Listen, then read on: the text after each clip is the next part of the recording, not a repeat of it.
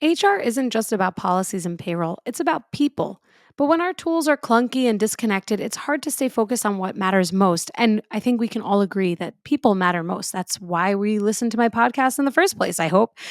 And this is ultimately why I'm super excited to tell you about Intuit QuickBooks Payroll. QuickBooks Payroll isn't just for accounting, and it will totally help you manage it all.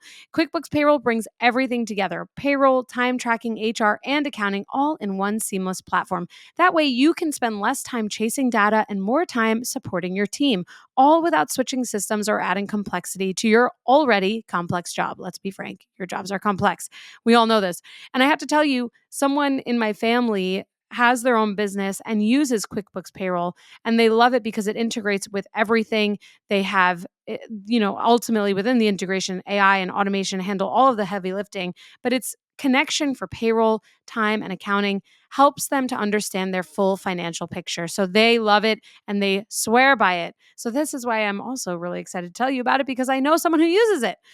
So make sure you have a system that works for you so that you can show up fully for your people, as we all commit to doing. Discover how QuickBooks Payroll can help you today. Learn more by going to quickbooks.com/payroll. That's quickbooks.com/payroll. Welcome to the Bringing the Human Back to Human Resources podcast. I'm Traci Chernoff, and I've spent my entire professional career in HR. Each week, we'll explore the delicate balance between people and business with the aim to reconnect the two and create meaningful outcomes.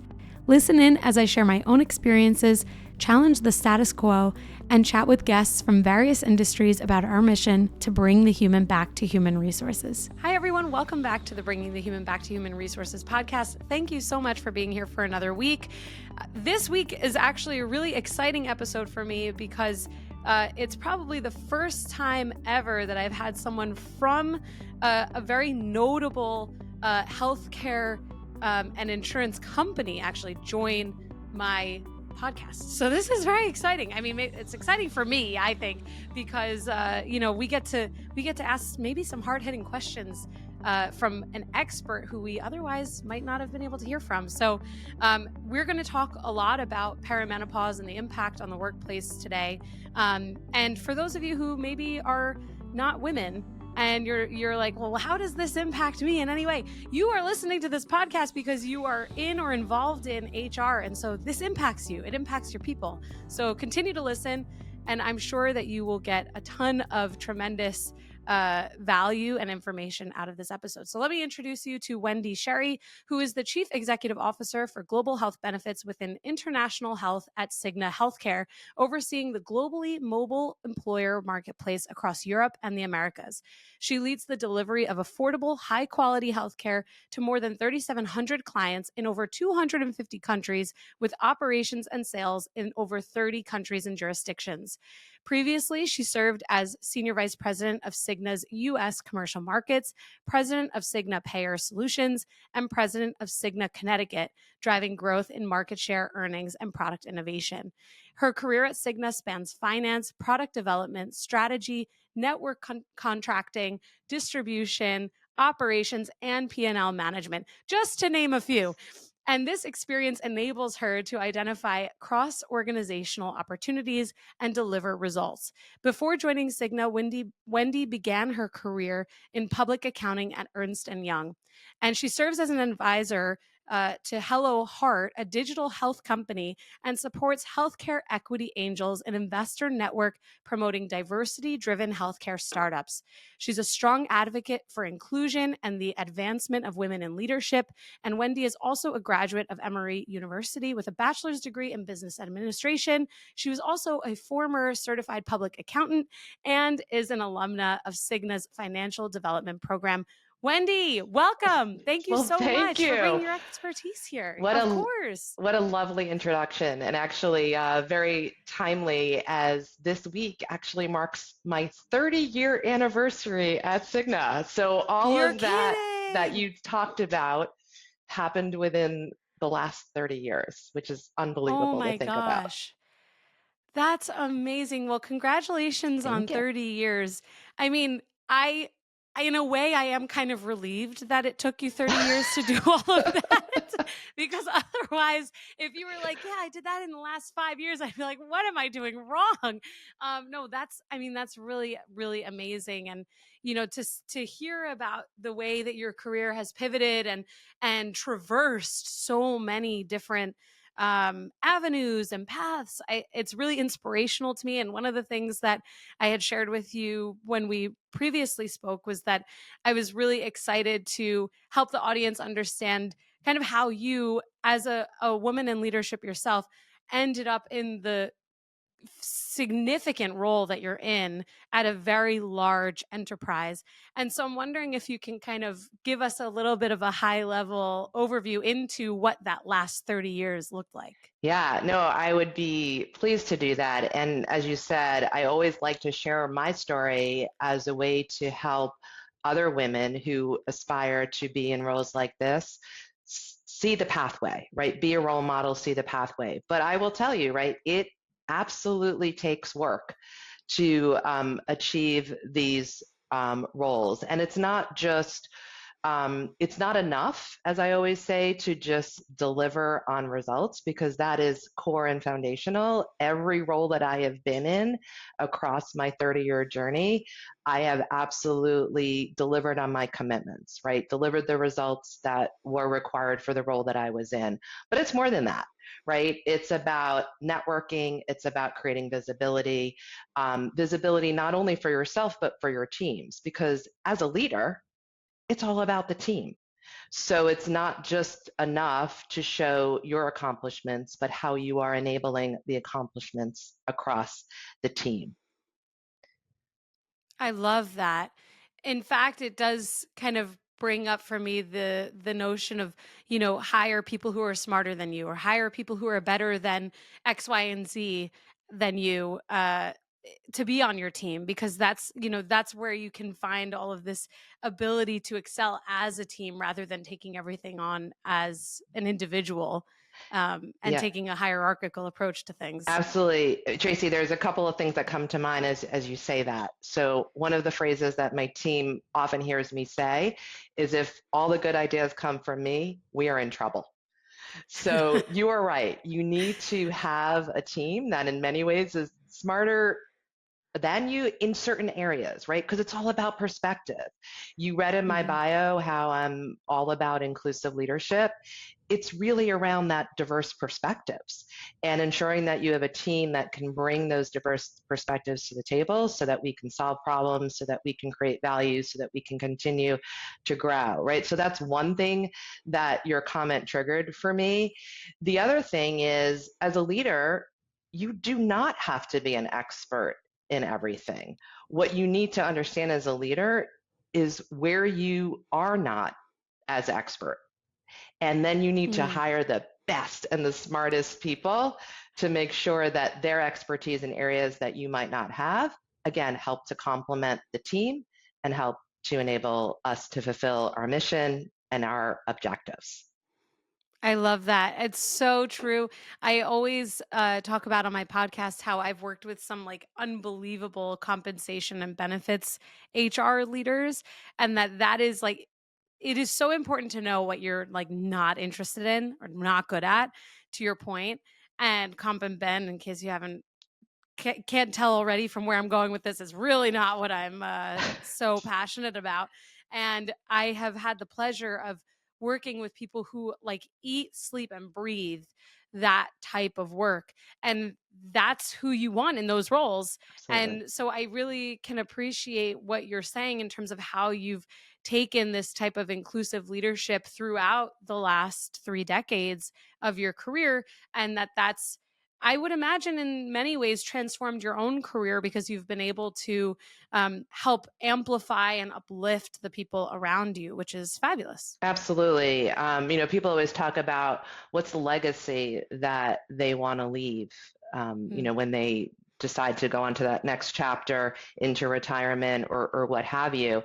And what you just said is something that I always think about, right? I want to be remembered as a person that helped others achieve their career aspirations, right? So I obviously am very proud of what I've achieved and am excited about what we are able to deliver and the promise of the future in terms of the additional value, the objectives that we'll be able to achieve. But it's all about the team, right? None of what we accomplish in fulfilling our purpose, in fulfilling our performance objectives, happens without the best team. And if I can help individuals understand their career aspirations and help them to find a pathway to achieving that, to me, I've had an incredible career. That's amazing. I love that. What legacy do we want to leave? I love that. And, I think it's probably a good opportunity now that we have a better understanding of who Wendy Sherry is, that I ask you how you found yourself so immersed in this topic of perimenopause and the impact on the workplace. Of course, given where you work and that you've worked for Cigna for so long, that naturally these types of topics are relevant, right? Of course, that's understood. But how did you find yourself kind of even coming on my podcast, for example, to talk about perimenopause? And certainly I also would love if you can share what perimenopause even is for those who might not know. Yeah. So, it's so interesting because if you would have said to me 5 years ago, right, when I was actually going through my menopause journey, that I would be talking in a podcast, in a public forum around this topic. Because again, back 5 years ago, people were not talking about this. And, yes, I was sharing my experiences with my female colleagues, with my friends, but certainly not in a broad audience like this. So it is incredibly exciting to me that we are at a point in this society where we can talk about these things because it impacts so many people. If you think about our own workforces, 50% or more of them are comprised of women, right? This is something that every woman will go through. So you are talking about large and growing cohorts of women who are moving through this journey from perimenopause to menopause. So just for a moment, you asked, let's define it, right? Because a lot of people don't even understand this perimenopause phase, which is really a precursor to menopause, right? It's when your hormones in your body begin to fluctuate.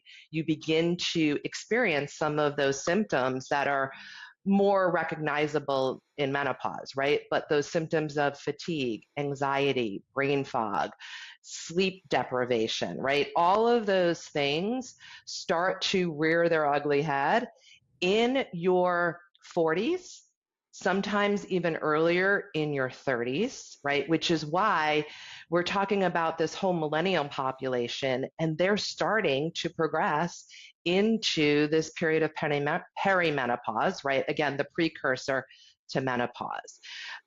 So again, I'm just thrilled that we're at a point where we can have this conversation. And, it is part of what impacts women. As you said, as I've talked about, I'm passionate about ensuring that everyone has an opportunity to achieve their career aspirations with an extra asterisk on women. So this topic impacts women, and therefore that's why I'm here to talk about it. That's amazing. Well, thank you. And, actually, in terms of the listeners of my podcast, almost 80% of listeners are women. And so when I think about the relevance of topics like this and how timely and apt the discussion is, to your point that we actually can even have this discussion, is kind of amazing. And certainly I think I might have even joked about this with you when we first spoke, that this is my podcast, so I can kind of do whatever I want. So even if it's not typical to talk about this, like maybe we would have. But I do think that understanding that societally this is way more accepted in terms of being less taboo a subject, I think that means that we're moving in the right direction. And especially if we put this topic in the broader context of, at least within the United States and that framework, that women, in terms of their access to leaves and different types of leaves, whether it's from the start of their journeys, whether they're choosing to have children, or they want to have children in the future, what that fertility journey might look like for them, all of those things that then eventually migrate into this perimenopause menopause conversation, because naturally it is a timeline, as we all know quite well. I think it's really important that women, and just listeners in general, because again, we all, whether we're women or not, have an impact on what the workplace looks and feels like, that there are ways that businesses, that workplaces have added value for women in these circumstances, so that they can have access to leaves where their states might not otherwise provide them those opportunities or options. And so all of that to say is that I think we're seeing even more of a societal shift, because there are some states that have instituted new laws around menopause leave or perimenopause protection and things like that. So I'm curious if you have any insight into some of those states or some of those data points Yeah. around where women are being kind of protected by some of their governments, locally or, state specific.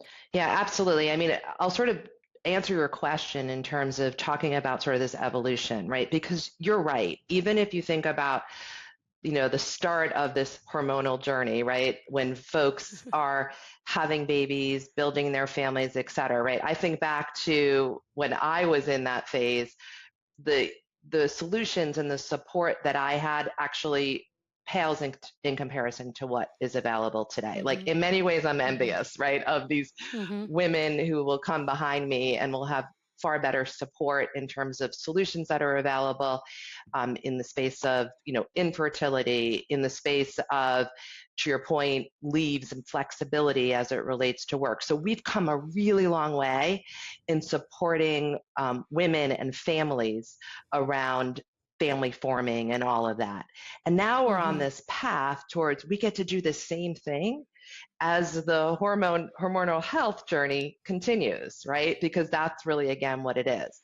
So I'm super excited because employers like my own, companies like mine, are beginning to make available solutions to women to help them, A, understand what's going on with their body, B, help to provide them solutions and support, and even provide them access to providers in the network that can help them on this journey. So again, I'll just speak for Cigna as my employer.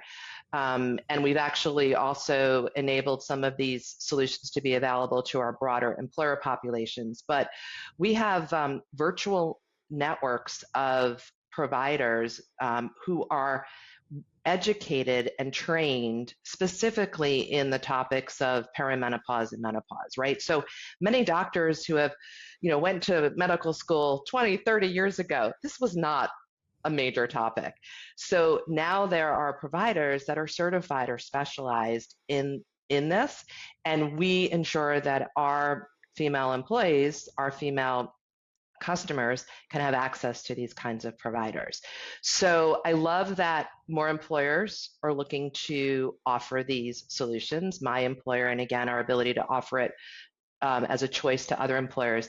But you also talked about the regulatory environment, right? So again, very similar to what we talked about, in terms of when people are having babies and making sure that the regulations and the laws protect women and families in those situations.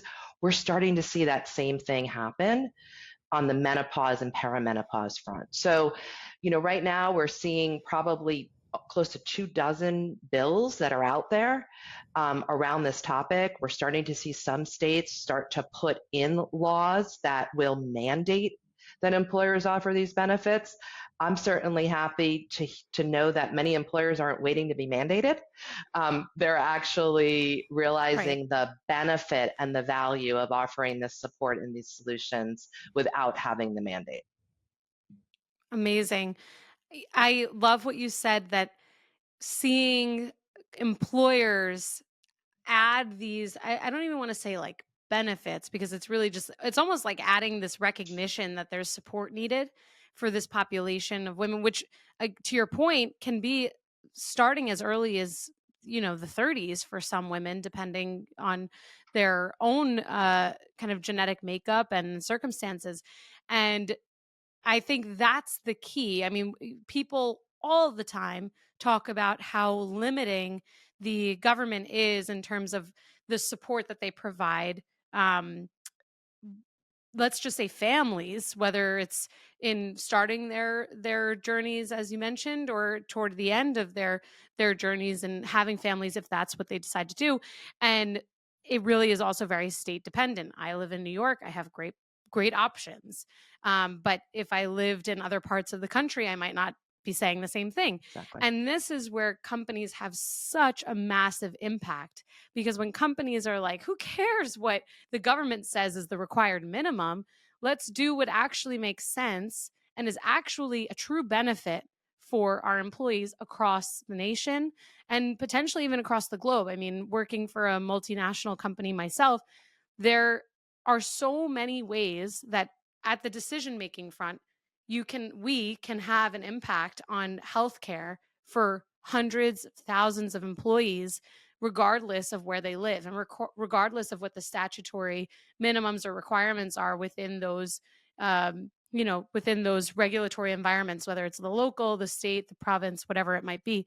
And I was curious to see, which states really have these like mandates around workplace accommodations for menopause.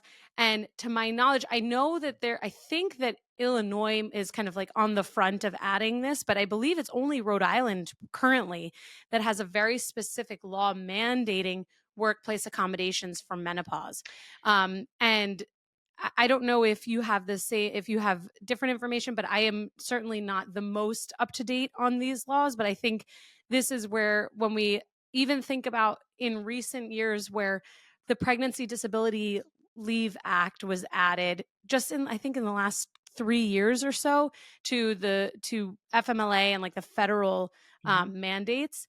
I think this is where, when we see, to your point, dozens of bills kind of cropping up around how women are supported at this stage of their lives, that hopefully we'll see more and more states start to rise to the occasion so that employers are not kind of left to their own Yep. devices on these things. Yeah, so a couple of reactions. You're right. Rhode Island is the first state to actually enact workplace protections. So to your point, similar to what we see around other classes, right? So Mm-hmm. workplace protections as it relates to menopause. New York, New Jersey. So New York, where you Mm-hmm. are, they're weighing similar measures to address menopause. You're also right, states like Illinois, and also I would add to it, Louisiana, have already passed laws that require insurance to Oh, amazing. cover menopause treatment. So, and as I noted a moment Amazing. ago, right, there's dozens of bills in other states that are also continuing to evaluate this topic. But I want to go back to this notion of like, let's not wait to be mandated. Let's just Mm-hmm. Mm-hmm. understand it as a business imperative. So if you think about a couple of data points for a second, right? 50% of millennial women today are experiencing these symptoms of perimenopause. Whether they know it or they don't know it, they haven't labeled it as such, 50%, right? Wow. Mm-hmm. 74% of our global workforce will be in this millennial or right behind them Gen Z population by 2030. That's just a few years from now, Oh right? my gosh. So think about the massive amount of people that I've just described that are going to be coming to work every day impacted by this condition, right? And by the way, like that number, that amount of people is probably more than those that are suffering from diabetes, more than those that are suffering from, musculoskeletal or pain caused by that. It's a large population. And as an employer, in order for you to deliver on your mission and purpose, in order for you to achieve your financial objectives, you need every single person to be at their best health, their best vitality. So programs like this help employees to be at their best so they can help fuel the purpose and the performance of the company, right? So if I'm an Mm-hmm. employer, I'm not waiting to be told what to do. I'm taking action today. And like I said to you, my company's already offering these types of benefits to our employees. We're making these solutions available to clients that we serve. That's amazing, and really well said that we as employers, we can't wait for someone to tell us what to do because we'll be waiting a very long time. And we know also that what the government says is the requirement or the mandatory minimum is hardly enough. Even if we think about, again, I think sometimes the easiest thing to compare this to is pregnancy, or if someone needs to go on a medical leave, that there's job protection, but unless your state provides wage replacement, you're unpaid. And so when we think about where companies have an impact, in the same instance of menopause being a medical event, I would hope and assume that menopause would be covered. Obviously, we know, as we've just talked about, some of these states are more clear in terms of the accommodation side of things. But if a company doesn't see this call to action to say, oh yeah, for medical events, regardless of what they are, we need to provide some wage replacement so that we can make it easier for our people to perform and to be their best selves, then there is going to be a huge miss. With my employer, we offer like a paid care leave that's separate from whatever state or requirement there might be. And so regardless of whether it's something that the federal or state government would recognize as something that's a medical event, we are providing that opportunity for wage replacement. And I think this is really, again, where if people in states are where we're not even necessarily seeing wage replacement for anything, let alone for something like menopause, which is kind of this next frontier for medical and societal kind of change, in terms of the support that people are receiving governmentally, then there's a missed mark there. And especially if we put into context how many people are impacted or will be impacted in the next 5 years, as you mentioned. And it's a little daunting. First of all, it's a little daunting to think that 2030 is only 5 years away, and actually less than five, because we're almost at the end of 2025. Well, we are at the end, I should say, of 2025. So it's kind of a little scary. But it just goes to show you that if companies don't set in motion their intentions for supporting their teams holistically, that they're going to be last to the gate. And then ultimately there's a whole talent retention and attraction issue there too. Yeah. Right? Because if we know that 50% of the population in the workforce are women, then that 50%, they're going to be smart consumers. They're going to find companies that protect their interests, Yep. whether these other companies like it or not. Yeah, no, you hit the nail on the head. I was going to bring up the whole talent and retention strategy, right? Because especially if you think about millennials and Gen Zs right behind them, they are demanding more from their employers. Like that's just our reality. And,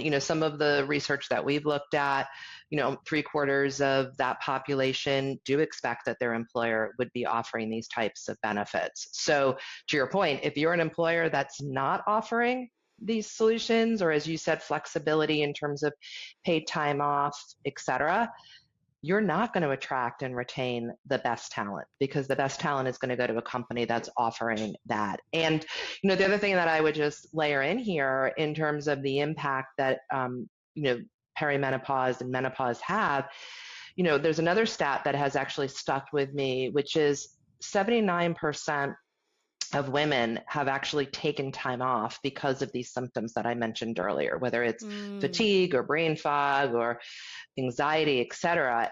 But very few of them are actually comfortable declaring, hey, I'm taking off because of my perimenopause symptoms, right? Which is, yeah, I can't say I'm surprised. Yeah. People are concealing it, which also continues to contribute to that anxiety. So again, part of why I'm passionate about this is let's have a conversation, and normalize it so that more employees are comfortable talking about it, more employers see the value of adding these solutions. So as you and I have both said, they can attract, they can retain the best talent. And if people are bringing their best selves, that is 100% going to contribute to the company's financial objectives as well as their mission and purpose. Absolutely, absolutely. I always like to say that if companies only focus on their employees' fulfillment and satisfaction, everything else falls into place. And 100%. it's just like the natural way of life, right? Yeah, like if a company is only focused on their, what the employee is driving versus what drives the employee, then you're just, you're not going to get that much from your team. And I think it's a really important takeaway, probably, frankly, from every episode on my podcast, that the best thing that we can do is help leaders, other leaders, to and even ourselves, to understand how much of an impact fulfillment and satisfaction at the individual level has on a company's output and customer satisfaction, and it just completely trickles down. And just to pivot just ever so slightly, I'm curious, with the companies that you've worked with, even in your advisor work, what is a good place? Like, if someone today is listening and they're really inspired by this and they're like, you know what, my company doesn't offer anything, but I want to bring this to the table. What's one of the first things that they can do to make an incremental impact on offering some new or advanced benefits for their teams? Yeah. So, the first thing I would suggest is have them talk to their current provider of benefits, right? So if one of my clients is listening to this podcast right now, come talk to me, come talk to my client management team, because we can talk to you about all of the solutions that we are making available. So, I'll give a little bit of insight into some of the product expansion that we've just recently done, which I'm incredibly proud of. So we are collaborating with Carrot Fertility, who is an expert in this whole hormonal health journey. And we are offering these solutions as part of our benefit packages to the clients and customers that we serve. So employers should talk to their brokers and producers. They should talk to their current insurance carriers. And if their carriers are not offering these solutions, I would argue they should find a new one. There you go. I agree. You heard it here first, everybody. It's true. I mean, this is like the power of consumerism, right? We can ultimately have a huge influence just in choosing who we procure our benefits from, or Absolutely. Whatever it is that we're getting from, all of the vendors that we work with every single day. So I love that. And Wendy, I can only say thank you so many times until you're tired of hearing me, but hearing me say this, but thank you so much for joining my podcast and for sharing all of your own experiences and insights, and really, in a way, being very vulnerable with me and the audience, because I think it is what helps to destigmatize topics that have otherwise been highly stigmatized. And so with that, I would love to invite you to share where the listeners can connect with you, learn more about Cigna, learn more about how they can offer these types of benefits at their own companies, and just learn more in general. Yeah, so obviously, if folks want to learn more about our offerings, they should, look at cignahealthcare.com. And if they are interested, we have offerings both on our U.S. domestic side as well as the business that I lead on the global health benefits side. So there's lots of information that folks can find out on our websites. And, as I mentioned a moment ago, we're connected with so many brokers and employers. So folks should definitely connect in with those individuals as well. Amazing. Well, Wendy, thank you again so much. And I'd love to have you back on the show if anything in this landscape changes or becomes even more exciting to talk about in the future. You're always welcome back, and really appreciate your time. This has been an awesome conversation and an awesome opportunity. Like I said, I never thought 5 years ago this is what I'd be talking about, but I love it, and it's so important. Now imagine what the next 5 years will look like. Exactly. Very exciting. Hey, just before you go, don't forget to subscribe to this show so that you are the first to hear when an episode drops each week. And maybe leave a 5-star review and a comment about how much you loved this episode. Plus, if you have someone in mind who would really enjoy this episode, make sure you share it with them. Thank you so much for tuning in, and I will see you next week.